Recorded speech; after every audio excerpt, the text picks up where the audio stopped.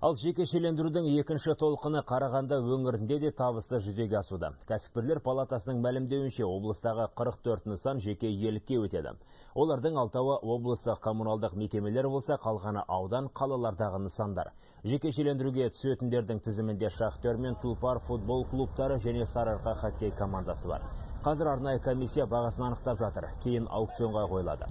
Бұл жаңалықты естіген жанкүйерлердің көңілі су сепкендей басылды. Тіпті ақпараттық сайттарда егер командалар жеке адамның қолына берілсе, клубтар тарайды деген пікірлерде жазылған.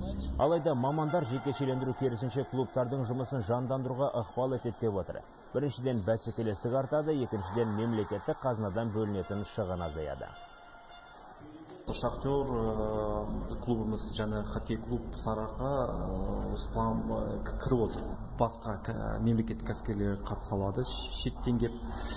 Олар бізге жаңа технологиялар келсе, инвестициялар келсе, ол тек қана біздің мақсатымызға жететін жағдай.